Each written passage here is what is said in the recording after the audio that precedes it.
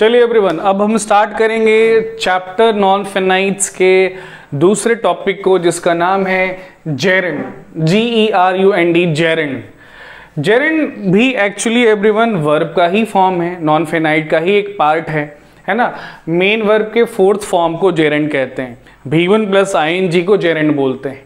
लेकिन जेरेंड सिर्फ इतना ही नहीं है, जेरेंड एक्चुअली क्या है उसका पूरा मीनिंग यहाँ पे लिखा हुआ है, देखिए सुनिए समझिए। कहा जा रहा है gerund acts partly as a verb and partly as a noun. Gerund के बारे में बोला जा रहा है एवरीवन कि ये वर्ब तो है ही, तो वर्ब का काम तो करेगा ही, लेकिन वर्ब के साथ साथ ये नाउन का भी काम करता है ना, बिल्कुल इन्फिनिटिव के जैसा, है ना। इन्फिनिटिव का भी यही मीनिंग था, वो भी वर्ब था, वो भी नाउन का काम करता था, ये वर्ब है, ये भी नाउन का काम करेगा। समझ पा रहे हैं अंतर क्या है? अंतर है ना, पहला अंतर तो फॉर्म में ही है। इन्फिनिटिव V1 को या 2 प्लस V1 को बोलते हैं, और जेरेंड किसको बोलते हैं? V4 को बोलते हैं। ये तो पहला सबसे बड़ा अंतर हो गया। उसके बाद और भी अंतर है, यूसेज का भी तो अंतर है। हमने 13-14 पॉइंट देखा है कि कहाँ पे हमें इन्फिनिटिव का इस्तेमाल करना है, कहाँ पे हमें V1 या 2 प्लस V1 यूज करना है। अब उन सारे जगहों पर हम V4 थोड़े यूज कर पाएंगे। V4 यानी जेरेंड कब यूज होगा वो इस टॉपिक में हम पढ़ेंगे। बाकी काम इन्फिनिटिव और जेरेंड का सेम ही होता है, वो भी नाउन का काम करता है, ये भी नाउन का काम करता है। तो नाउन के जो काम है वो सब जेरेंड करता है ना। नाउन सब्जेक्ट बनता है सेंटेंस का, तो जेरेंड भी सब्जेक्ट बन जाएगा। नाउन ऑब्जेक्ट बनता है तो ये भी ऑब्जेक्ट बनेगा। नाउन कॉम्प्लीमेंट बनता है तो ये भी कॉम्प्लीमेंट बनेगा। नाउन प्रीपोजिशन का ऑब्जेक्ट बनता है तो ये भी प्रीपोजिशन का ऑब्जेक्ट बनता है। तो जो काम नाउन किसी सेंटेंस में करता है वो सारे काम जेरेंड भी करता है, करेगा। ठीक है, अब हम देखना चालू करेंगे एक एक करके उस सारे पॉइंट्स को जो बताएगा कि कब कब हमें V4 को यूज करना है। चलिए पहला पॉइंट एवरीवन बहुत सिंपल, देखिए ये कुछ एक्सप्रेशंस हैं, कुछ एक्सप्रेशन से कुछ फ्रेज हैं, इनके बाद V4 यूज होता है, इनके बाद जेरेंड यूज होता है। With a view to, look forward to, addicted to, habituated to, be used to, accustom to, take to, object to, averse to, है ना। तो ये कुछ खास एक्सप्रेशंस है एवरीवन। खास किस मायने में कि इनके बाद जो वर्ब आता है, जो मेन वर्ब आता है, चौथे रूप में ही आता है, ING फॉर्म में ही आता है, किसी और रूप में नहीं आता है। एग्जाम्पल के तौर पर 2 सेंटेंसेस हैं हमारे पास। पहला sentence, he comes to me with a view to get some help. ठीक है, नॉर्मली क्या होता है एवरीवन, टू के बाद मेन वर्ब का फर्स्ट फॉर्म आता है जिसको हम लोग फुल इन्फिनिटिव कहते हैं। लेकिन यहां सिर्फ टू नहीं है, टू के पहले विद अ व्यू भी है, तो यहां पे ये है विद अ व्यू टू। तो विद अ व्यू टू के बाद V1 नहीं आना चाहिए, V4 आना चाहिए। गेट गलत है एवरीवन, यहां पर गेटिंग होना चाहिए। तो करेक्ट सेंटेंस क्या होगा? He comes to me with a view to getting some help, है ना, वो मेरे पास आता है मदद पाने के इरादे से, मकसद से। ठीक है, एक और एग्जांपल है, इसको भी देखिए। Shyama is used to work at night. Shyama is used to work at night, क्या लगता है एवरीवन, करेक्ट है या इनकरेक्ट? इनकरेक्ट है ना। वर्क गलत है, यहां पर वर्किंग होना चाहिए। वर्क गलत है, यहां पे क्या होना चाहिए? वर्किंग। कारण कौन है? कारण है इज यूज्ड टू, है ना। आप देख सकते हैं यहां पे बताया मैंने पॉइंट ई में कि इज यूज्ड टू के बाद भी मेन वर्ब चौथे रूप में ही रहेगा, किसी और रूप में नहीं रहेगा। तो Shyama is used to working at night, है ना, तो रात में काम करने की आदी है श्यामा। ठीक है एवरीवन, बहुत सिंपल पॉइंट था, बस याद रख लेने इन सारे एक्सप्रेशंस को। याद कैसे होंगे? ऑब्वियस है, जितना ज्यादा आप एग्जाम्पल देखेंगे, पढ़ेंगे, लिखेंगे, बनाएंगे, बोलेंगे, उतना इजीली आपको याद होगा। और फिर तो प्रैक्टिस करते ही होंगे आप, topic wise, chapter wise, miscellaneous, जितना प्रैक्टिस करेंगे उतने इजीली ये सब आपको याद होगा। चलिए पहले पॉइंट के बाद अब बारी है दूसरे पॉइंट की। दूसरा पॉइंट तो समझना बहुत सिंपल है, कुछ है ही नहीं इसमें। क्या बोला जा रहा है कि सारे प्रेपोजिशंस के बाद भी मेन वर्ब चौथे ही रूप में रहेगा, है ना। कोई भी प्रेपोजिशन है उसके ठीक बाद कोई मेन वर्ब आ रहा है, वो चौथे ही रूप में रहेगा, मतलब जेरेंड के ही रूप में रहेगा। एग्जाम्पल देखिए, on reach home he wrote a letter to me. घर पहुंचने पर उसने मुझे एक पत्र लिखा। क्या लगता है, करेक्ट है? नहीं ना, कौन गलत है? रीच। यहां पे रीच नहीं, क्या होना चाहिए? रीचिंग।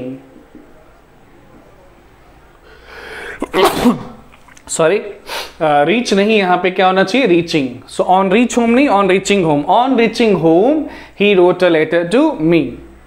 उसी तरह से we are hopeful of winning the match. बताइए करेक्ट है कि इनकरेक्ट? बिल्कुल करेक्ट है। इसमें जेरेंड दिख रहा है आपको, कौन है, विनिंग है। बताइए इसके यूज होने का कारण क्या है? उसके यूज होने का कारण है ऑफ। ये ऑफ क्या है, प्रेपोजिशन है, संबंध बोधक शब्द है, संबंध बोधक शब्द है, संबंध बतलाने वाला शब्द है। तो सारे प्रेपोजिशंस के बाद एवरीवन मेन वर्ब चौथे रूप में ही रहता है। अभी हमने देखा 2 पॉइंट कहां पे V4 को यूज करना है। अब इसके आगे अगले पॉइंट में देखते हैं। चलिए everyone, point number 3। Point number 3 क्या कह रहा है कि ये 4 शब्द हैं, ठीक है, और ये फिर ये 4 शब्द है। अगर इन चारों में से किसी एक का कॉम्बिनेशन है ना आप बनाते हैं, उनमें से किसी एक का, तो उसके बाद फिर वो जो फ्रेज बनेगा, वो जो ग्रुप ऑफ वर्ड बनेगा, उसके बाद जेरेंड आता है, उसके बाद जेरेंड यूज होता है। तो एवरीवन देखिए 16 कॉम्बिनेशंस बन जाएंगे, 16 फ्रेजेस बन जाएगा एवरीवन। सबके बाद जेरेंड आता है। देख लीजिए, सम से 4, इन्हीं से 4, मच से 4, नो से 4, some sense, some use, some good, some harm, ठीक है। Any sense, any use, any good, any harm. Much sense, much use, much good, much harm. No sense, no use, no good, no harm.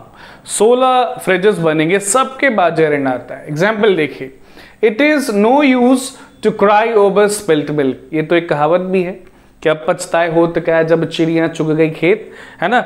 अगर कुछ अनहोनी हो गई जो होना नहीं चाहिए था, तो पछताने से कोई फायदा, कोई लाभ है नहीं। तो क्या लगता है एवरीवन, ये सेंटेंस करेक्ट है ना?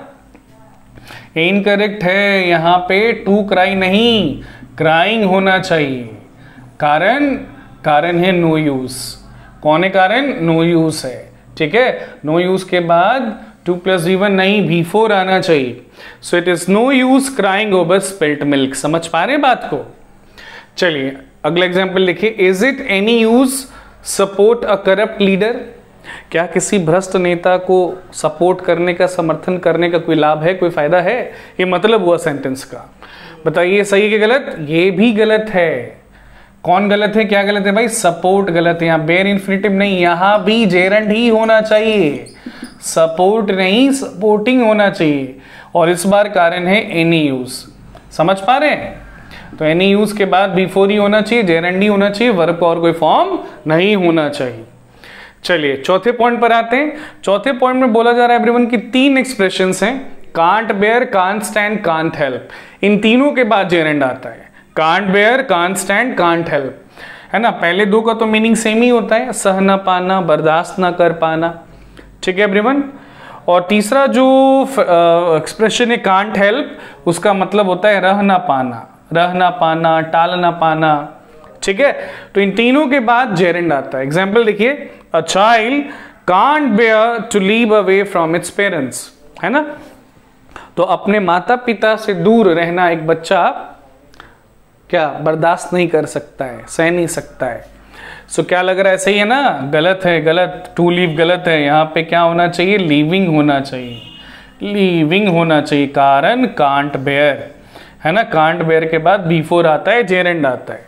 अगला एग्जाम्पल देखिए, she can't help laugh at your folly, ठीक है। She can't help laugh at your folly, ये भी गलत हो गया। यहाँ पे लाफ नहीं, क्या होना चाहिए? लाफिंग। लाफ नहीं, क्या होना चाहिए? लाफिंग, है ना। जैसे मैंने पूछा इसी तरह से एग्जाम में पूछा जाता है। तो लाफ गलत है, लाफिंग होना चाहिए। कारण कौन है? कांट हेल्प, है ना। तो she can't help laughing at your folly, मतलब आपकी गलती पर बिना हंसे वो रह नहीं सकती है, वो हंसेगी ही, है ना। वो अपना दांत दिखाएगी ही, क्लोजअप का प्रचार करेगी ही। चलिए ये था चौथा पॉइंट एवरीवन। अब आते हैं 5वें पॉइंट पे। 5वां पॉइंट 2 शब्द की बात कर रहा है, 2 वर्ड्स हैं, 2 वर्ब, एक है नीड और दूसरा है वांट। बोला जा रहा है कि इन दोनों शब्दों के बाद पैसिव फॉर्म में जेरेंड आता है। इन दोनों शब्दों के बाद, इन दोनों वर्ब के बाद पैसिव फॉर्म में जेरेंड आता है। देखिए example, your hair needs cutting. देखिए नीड्स है, उसके बाद कटिंग आया है ना। कटिंग जेरेंड है तो 4th फॉर्म में है, लेकिन वो है पैसिव फॉर्म में। पैसिव फॉर्म का मतलब बता चुका हूं मैं आपको पिछले क्लास में, B + B3, है ना। अब देखिए कटिंग के बदले आप लिख सकते हैं टू बी कट, कटिंग के बदले आप लिख सकते हैं टू बी कट, है ना। अब इस तरह से दिखेगा आपको तो लगेगा कि ये पैसिव फॉर्म में है ना, B plus V3। So your hair needs cutting कह सकते हैं आप, your hair needs to be cut भी कह सकते हैं। दिस हाउस वांट्स रिपेयरिंग, है ना। देखिए वांट है, उसके बाद आ गया जेरंड और ये पैसिव फॉर्म में आया है। पैसिव फॉर्म मतलब बी प्लस V3 फॉर्म, है ना। रिपेयरिंग को आप इस तरह से भी लिख सकते हैं to be repaired, to be repaired, है ना। This house wants to be repaired, है ना। इस घर को मरम्मत की जरूरत है। ये था एवरीवन पॉइंट नंबर 5। चलिए एवरीवन पॉइंट नंबर 6 पर आ चुके हैं हम लोग। बोला जा रहा है कि ये कुछ खास वर्ब्स हैं, लिस्ट बना हुआ है पूरा, सूची देख सकते हैं आप ऊपर से लेके नीचे तक। बोला जा रहा है कि इन सारे वर्ब्स के बाद भी जेरेंड आता है, ठीक है। ये खुद वर्ब है, लेकिन ये कहते हैं सेंटेंस में आने के बाद कि मेरे बाद जो दूसरा वर्ब आएगा वो चौथे रूप में ही होगा, किसी और रूप में नहीं होगा। देखिए ध्यान से सबको, admit, appreciate, avoid, anticipate, consider, contemplate, deny, defer, delay है ये, sorry, delay, defer, deny, detest, enjoy, excuse, escape, endure, hate, fancy, finish, forgive, imagine, mind, mention, postpone, resist, resent, risk, propose, pardon, suggest, dislike, like, love, stop, start, etcetera. ठीक है everyone, तो ये वो कुछ खास verbs हैं जिनके बाद जेरेंड आता ही है। ठीक है, चलिए एग्जाम्पल से समझते हैं। इधर आइए एग्जाम्पल पर सब लोग। She doesn't mind to be disturb, she doesn't mind to be disturb, क्या लगता है आपको, करेक्ट है या इनकरेक्ट? अब देखिए, क्योंकि हमने वर्ब माइंड को यूज किया है ना, आपको माइंड यहाँ पे दिख जाएगा, क्योंकि हमने वर्ब माइंड को यूज किया है तो उसके बाद 2 + V1 नहीं होना चाहिए, V4 होना चाहिए, जेरेंड होना चाहिए। तो करेक्ट सेंटेंस क्या होगा? She doesn't mind being disturbed, है ना। तो डिस्टर्ब होने को वो बुरा नहीं मानती, डिस्टर्ब होने को वो बुरा नहीं मानती है, डिस्टर्ब होना उसको बुरा नहीं लगता है, खराब नहीं लगता है। Second example everyone, I have not finished to paint the door, है ना, मैंने डोर पेंट करना फिनिश नहीं किया है अभी। क्या लगता है, सही है? ये भी गलत है। कौन गलत है? टू पेंट गलत है। क्या होना चाहिए यहाँ पर? पेंटिंग होना चाहिए यहाँ पर। कारण, कारण है फिनिश, कारण है फिनिश, फिनिश आपको यहाँ पे दिख जाएगा, है ना। तो उनमें से किसी भी एक वर्ड को, वर्ब को यूज करेंगे आप, उसके बाद V4 आएगा, जेरेंड आएगा। Third example, one should avoid to make mistakes, है ना, गलतियां करने से बचना चाहिए यार। सही है? ये भी गलत है। क्या गलत है? टू मेक गलत है। क्या होना चाहिए टू मेक के बदले? मेकिंग होना चाहिए। टू मेक के गलत होने का कारण अवॉइड है। ठीक है, अवॉइड के बाद 2 + V1 नहीं आता है, V4 आता है। ठीक है एवरीवन, ये था पॉइंट नंबर 6। चलिए अब पॉइंट नंबर 7 को भी सुन लेते हैं, समझ लेते हैं। पॉइंट नंबर 7 में क्या बोला जा रहा है? पॉइंट नंबर 7 में बोला जा रहा है एवरीवन कि ये 4 ऐसे वर्ड, ऐसे वर्ब है जिनके बाद V4 भी आता है और 2 + V1 भी आता है। इन चारों के बाद जेरेंड भी आता है और फुल इन्फिनेटिव भी आता है, लेकिन अंतर है ना। 2 + V1 कब आएगा? जब उनके ठीक बाद ऑब्जेक्ट आएगा। ऑब्जेक्ट किसी नाउन या प्रोनाउन को ही बोलते हैं, ऑब्जेक्ट किसी नाउन या प्रोनाउन को ही कहते हैं। तो इनके बाद कोई नाउन या प्रोनाउन आया है तो उसके बाद 2 + V1 आएगा।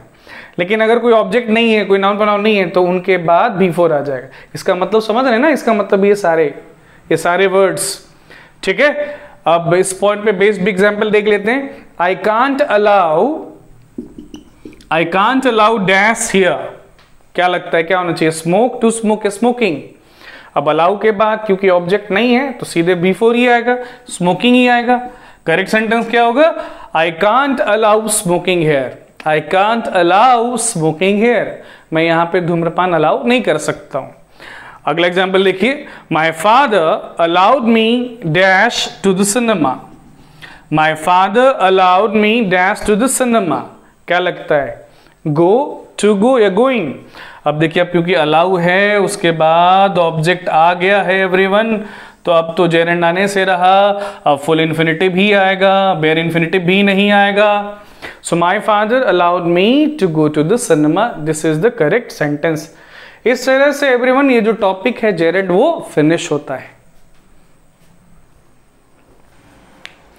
चलिए एवरीवन, तो अब हम लोग पढ़ेंगे चैप्टर नॉन फेनाइट के तीसरे और आखिरी टॉपिक को, जिसका नाम है पार्टिसिपल। ठीक है, चलिए पार्टिसिपल सबसे पहले समझते हैं पार्टिसिपल क्या है। ऑब्वियस है, स्पष्ट है कि ये वर्ब है, वर्ब का एक टाइप है। वर्ब के साथ साथ ये एडजेक्टिव का काम करता है, वर्ब के साथ साथ ये एडजेक्टिव का भी काम करता है। वर्ब तो है ही, वर्ब का तो काम करेगा ही, वर्ब के साथ साथ ये एडजेक्टिव का भी काम करता है। ठीक है एवरीवन, वर्ब के साथ साथ ये एडजेक्टिव का भी काम करता है। एडजेक्टिव का काम तो आपको मालूम है क्या होता है, नाउन पर नाउन को क्वालिफाई करना, नाउन पर नाउन को डिस्क्राइब करना। ठीक है, तो वर्ब के साथ साथ ये नाउन पर नाउन को क्वालिफाई भी करता है पार्टिसिपल। चलिए, पार्टिसिपल तीन टाइप का होता है, प्रेजेंट पार्टिसिपल, पास्ट पार्टिसिपल और परफेक्ट पार्टिसिपल।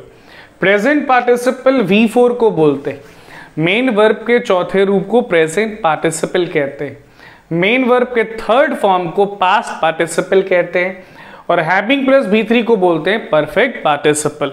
ठीक है एवरीवन, अब एक एक करके तीनों के बारे में पढ़ेंगे, कौन कहां कब यूज होगा, कौन कहां कब यूज नहीं होगा। सबसे पहले एवरीवन प्रेजेंट पार्टिसिपल, सुन रहे, समझ रहे, ध्यान दे रहे हैं। तो present participle everyone main verb के चौथे रूप को बोलते हैं। अच्छा, अभी थोड़ी देर पहले हम लोग पढ़ रहे थे जेरेंड, जेरेंड भी V4 को ही बोलते हैं। ठीक है, तो फॉर्म सेम है दोनों का, है ना, लेकिन वर्क फंक्शन सेम नहीं है। जो नाउन का काम करेगा वो जेरेंड हो जाएगा, जो एडजेक्टिव का काम करेगा वो पार्टिसिपल हो जाएगा, वो प्रेजेंट पार्टिसिपल हो जाएगा। तो फंक्शन का, वर्क का अंतर है, फॉर्म हालांकि सेम है। चलिए प्रेजेंट पार्टिसिपल, प्रेजेंट पार्टिसिपल की यूसेज को देखते हैं, कब कब उसको यूज करते हैं, कहां कहां यूज करते हैं। पहला पॉइंट एवरीवन बोला जा रहा है एवरीवन कि जितने भी कॉन्टिन्यूअस टेंस होते हैं इंग्लिश में, जितने भी कॉन्टिन्यूअस टेंस होते हैं इंग्लिश में, सबको प्रेजेंट पार्टिसिपल ही बनाता है। अब आपको पता होना चाहिए कि इंग्लिश में टेंस टोटल 12 हैं, 1 दर्जन है, और 1 दर्जन में से आधा दर्जन टेंस कॉन्टिन्यूअस टेंस है। नहीं, present continuous, past continuous, future continuous, present perfect continuous, past perfect continuous, future perfect continuous. तो देखा आपने, सुना आपने, 6। तो ये 6 कॉन्टिन्यूअस टेंस है। कॉन्टिन्यूअस टेंस है मतलब उसमें जो मेन वर्ब होता है वो चौथे फॉर्म में होता है, ING फॉर्म में होता है। तो वो जो V4 होता है एवरीवन कुछ और थोड़े होता है, कोई और थोड़े होता है, वो प्रेजेंट पार्टिसिपल ही तो होता है। तो सारे कॉन्टिन्यूअस टेंस को कौन बनाता है, प्रेजेंट पार्टिसिपल ही बनाता है। अब इसे देखिए, एग्जांपल देखिए, it is raining outside, it is raining outside, ये सेंटेंस है, और ये रहा सेंटेंस का वर्ब फॉर्म, ये रहा सेंटेंस का टेंस, ये प्रेजेंट कॉन्टिन्यूअस टेंस।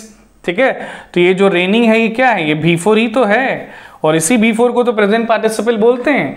तो सारे कॉन्टिन्यूअस टेंस को एवरीवन प्रेजेंट पार्टिसिपल ही बनाता है। ये रहा उसका पहला पॉइंट, पहला usage.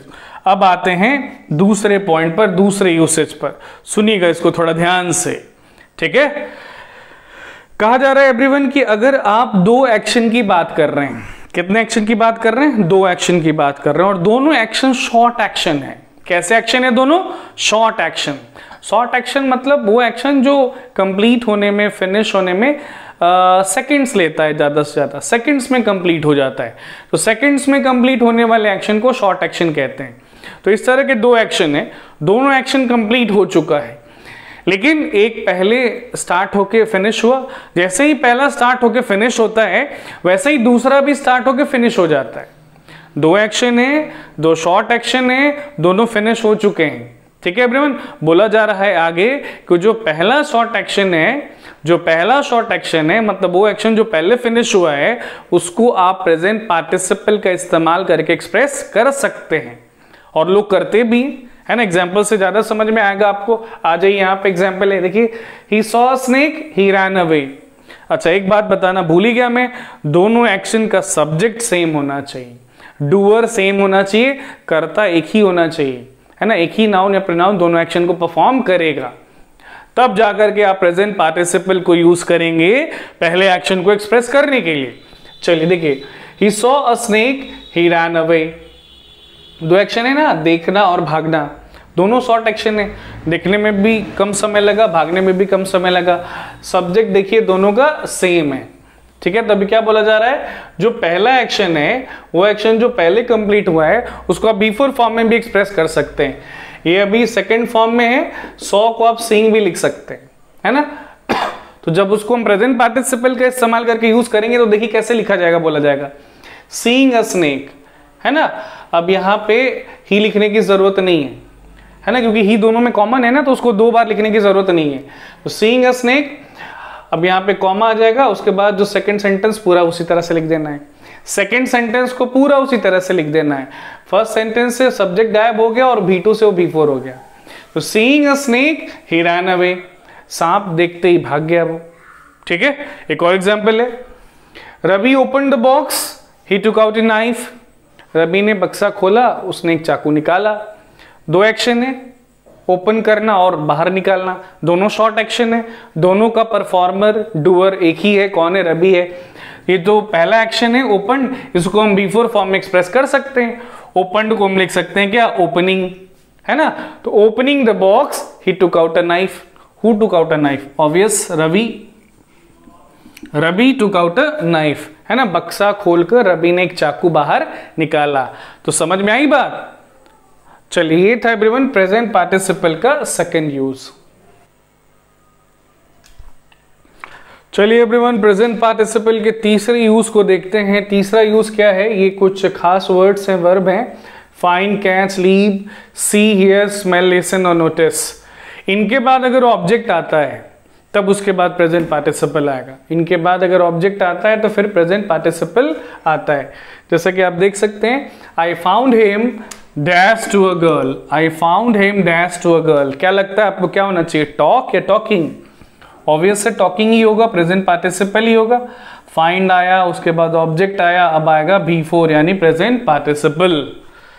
I caught her dash my books, I caught her dash my books, ठीक है एवरीवन। तो यहां भी क्या हो जाएगा, स्टीलिंग हो जाएगा, टू स्टिल नहीं होगा, कारण कि कॉट यूज हुआ, उसके बाद ऑब्जेक्ट आया, अब V4 आएगा। तो इन सारे वर्ब्स के बाद जब ऑब्जेक्ट आएगा तो उसके बाद प्रेजेंट पार्टिसिपल आएगा। प्रेजेंट पार्टिसिपल यानी मेन वर्ब का चौथा रूप। चलिए अब आते हैं पार्टिसिपल के दूसरे पार्ट पे, जिसका नाम है past participle. So everyone main verb के थर्ड फॉर्म को पास्ट पार्टिसिपल कहा जाता है। मेन वर्ब के थर्ड फॉर्म को कहते हैं पास्ट पार्टिसिपल। सुन लेते हैं कि पास्ट पार्टिसिपल कहां कहां यूज होता है। पहला पॉइंट एवरीवन, जितने भी परफेक्ट टेंस होते हैं इंग्लिश में, सबको कौन बनाता है, पास्ट पार्टिसिपल ही बनाता है। आपको मालूम है कि परफेक्ट टेंस कितने होते हैं इंग्लिश में, 3 होते हैं, present perfect, past perfect, future perfect. Present perfect, past perfect, future perfect, ठीक है। अब आप कोई भी सेंटेंस बनाएंगे, प्रेजेंट परफेक्ट या पास्ट परफेक्ट या फ्यूचर परफेक्ट का इस्तेमाल करेंगे, मेन वर्ब थर्ड फॉर्म में ही होगा, है ना। जैसे I have done my work, तो डन क्या है, V3 है, और ये V3 कोई और थोड़े है, वो पास्ट पार्टिसिपल ही है। तो सारे परफेक्ट टेंस को पास्ट पार्टिसिपल ही बनाता है। वैसे ही एवरीवन सारे पैसिव फॉर्म को भी पास्ट पार्टिसिपल ही बनाता है। पैसिव फॉर्म, पैसिव वॉइस का मतलब क्या होता है, B+V3। पैसिव फॉर्म का मतलब क्या होता है, B+V3। तो ये जो V3 है यही तो पास्ट पार्टिसिपल है। तो सारे पैसिव वॉइस को भी पास्ट पार्टिसिपल ही बनाता है। और सुनिए तीसरे पॉइंट में क्या बोला जा रहा है कि परफेक्ट पार्टिसिपल को भी पास्ट पार्टिसिपल ही बनाता है। परफेक्ट पार्टिसिपल का मतलब क्या होता है, having plus V3। Perfect participle का मतलब क्या होता है, हैविंग प्लस V3।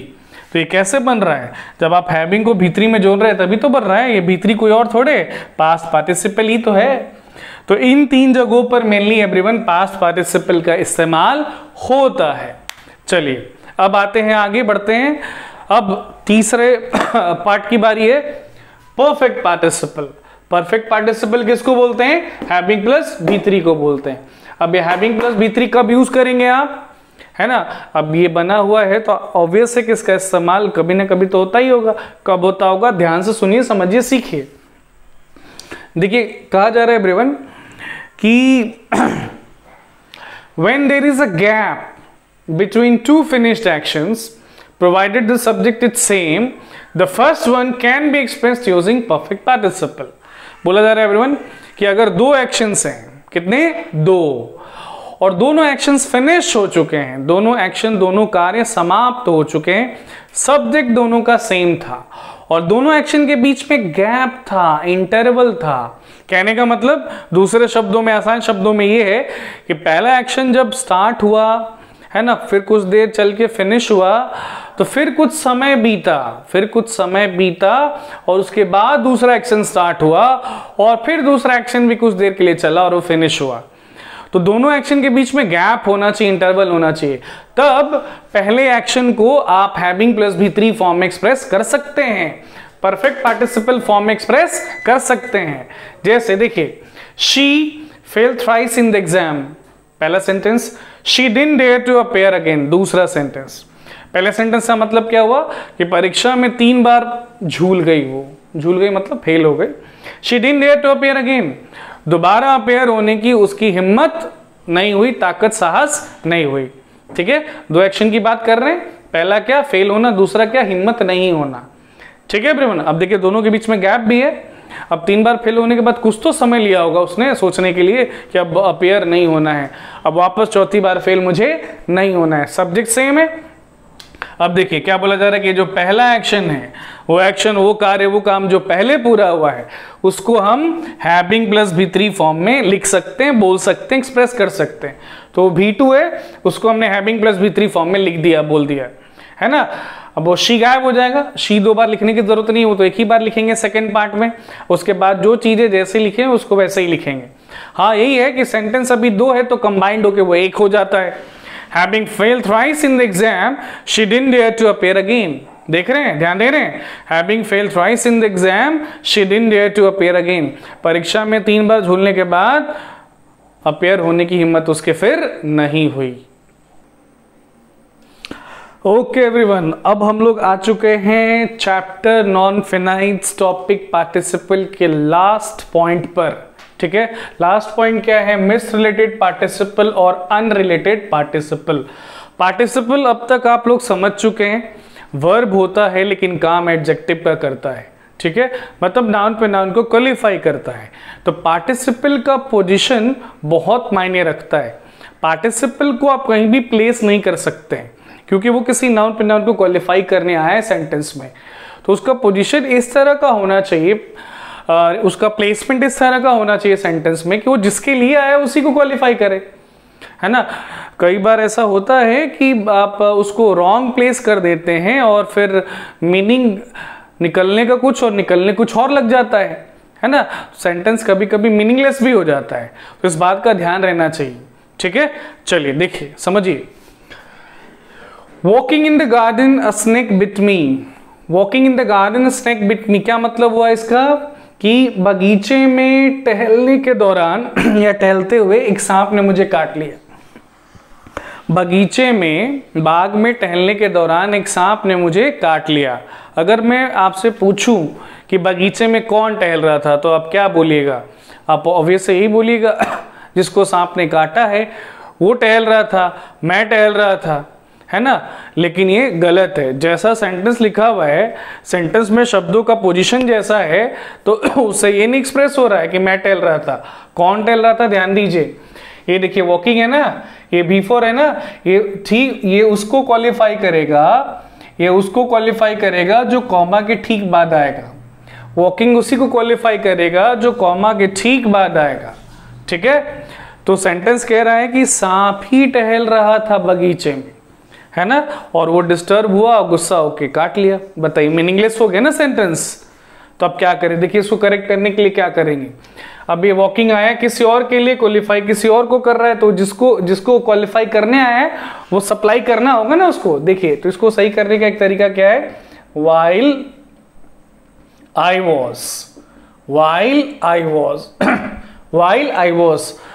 was लगाने से क्या हो जाएगा एवरीवन? वॉकिंग आई को क्वालिफाई करने लग जाएगा, स्नेक को क्वालिफाई करना बंद कर देगा और फिर मीनिंग ठीक ठाक आएगा कि मैं टहल रहा था बगीचे में और सांप ने मुझे काट लिया, है ना।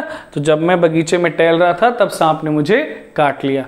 ये जो रिलेशन है ये सही हुआ, इसके पहले मिस रिलेशन हो गया था। वो आया था किसी और को क्वालिफाई करने और क्वालिफाई किसी और को कर रहा था वो। चलिए और एग्जांपल्स देखते हैं, जितना एग्जांपल लिखेगा पॉइंट्स उतना क्लियर होगा। We saw some dead deer passing through the forest. हम लोगों ने कुछ मरे हिरणों को देखा घने जंगल से गुजरते हुए। ठीक है, अब ध्यान दीजिएगा एवरीवन, मरे हुए हिरणों को देखा है हमने जंगल से गुजरते हुए। अब बताइए जंगल से कौन गुजर रहा था? आप तो बोलेंगे हम लोग गुजर रहे थे, लेकिन सेंटेंस जैसा लिखा हुआ है, शब्दों का जैसा प्लेसमेंट है, तो उससे साफ साफ समझ में आ रहा है कि ये पासिंग थ्रू क्वालिफाई कर रहा है किसको? डियर को। अब बताइए मरे हुए हिरन, मृत हिरन भले जंगल से गुजर सकते हैं क्या? तो मीनिंगलेस हो गया सेंटेंस। अभी क्या करना होगा? यहाँ पे वाइल लगाना होगा। क्या करना होगा? वाइल लगाना होगा, है ना। आप वाइल भी लगा सकते हैं और वहां पे वाइल के बदले वाइल वीवर भी लगा सकते हैं, वाइल वीवर पासिंग, तो वहां पे एकदम क्लियर हो जाएगा कौन सा एक्शन किस सब्जेक्ट के लिए है। While we were passing through the forest we saw some dead deer, सिर्फ वाइल लगा के भी हमारा काम चल सकता है। ठीक है, चलिए और एग्जांपल है, वेटिंग फॉर अ बस अ brick fell on his head. बस का इंतजार करते हुए एक ईंट उसके सिर पे गिर गया। बस का इंतजार कौन कर रहा था? आप बोलेंगे जो जिसके सिर पे ईंट गिरा वो कर रहा था। नहीं, सेंटेंस तो कह रहा है कि ईंट इंतजार कर रहा था बस का। बहुत दिन हो गया किसी का माथा फोड़े हुए, आ जाओ आज तुम निकलो, भले ही खुद मैं चकनाचूर हो जाऊंगा लेकिन तेरा माथा जरूर फोड़ूंगा मैं, तेरा सिर जरूर फोड़ूंगा मैं। ऐसा है क्या? ऐसा बिल्कुल भी नहीं है। ठीक है, अब वेटिंग आया है किसी और के लिए, किसी और को क्वालिफाई करने आया है और वो क्वालिफाई करने लग गया किसको? ब्रिक को। तो ये इनकरेक्ट सेंटेंस है। कैसे करेक्ट होगा? यहां पे लगा देंगे while he was, यहां पे लगा देंगे, क्या लगा देंगे? while he was। while he was लगते ही क्या हो जाएगा? ये वेटिंग जो है ब्रिक को क्वालिफाई करना छोड़ देगा और ही को क्वालिफाई करना स्टार्ट कर देगा, और मीनिंग फिर क्लियर हो जाएगा कि वो व्यक्ति इंतजार कर रहा था बस का और उसी व्यक्ति के ऊपर उसी व्यक्ति के सिर के ऊपर आके एक ईंट ब्रिक गिर गया। चलिए अगला example everyone, being costly we could not buy the TV. क्या कहना चाहता है सेंटेंस? महंगा होने के कारण हम लोग टीवी नहीं खरीद पाए। महंगा होने के कारण हम लोग टीवी नहीं खरीद पाए। अब ये बताइए कि महंगा कौन था? अब आप बोलेंगे टीवी, लेकिन ये सेंटेंस कह रहा है कि महंगा तो हम लोग थे, हम ही लोग महंगे थे, हम ही लोग का भाव ज्यादा था, इसलिए हम लोग टीवी नहीं खरीद पाए। सही है? गलत है ना। अभी देखिए, अभी बीइंग को देना होगा, बीइंग को वो सब्जेक्ट देना होगा, वो नाउन पर नाउन देना होगा जिसको क्वालिफाई करने आया है, तभी बीइंग वी को क्वालिफाई करना छोड़ेगा और इट को क्वालिफाई करना चालू करेगा। और ऑब्वियस है ये इट टीवी के लिए आया है, ऑब्वियस है इट किसके लिए आया है? टीवी के लिए आया है। तो टीवी बीइंग कॉस्टली, क्योंकि टीवी महंगा था इसलिए हम लोग उसको खरीद नहीं पाए।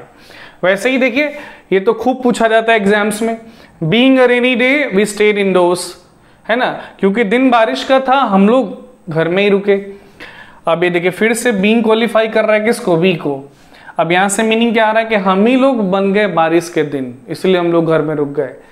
यहां भी इट लाना होगा, है ना, ताकि बीइंग वी को क्वालिफाई ना करे, बीइंग इट को क्वालिफाई करे। और ऑब्वियस है, स्पष्ट है, ये इट आया है किसके लिए? डे के लिए। दिन था बारिश का, इसलिए हम लोग घर के अंदर रुक गए। ठीक है एवरीवन, तो ये था chapter non finite topic participle का last point everyone, misrelated participle और अनरिलेटेड पार्टिसिपल।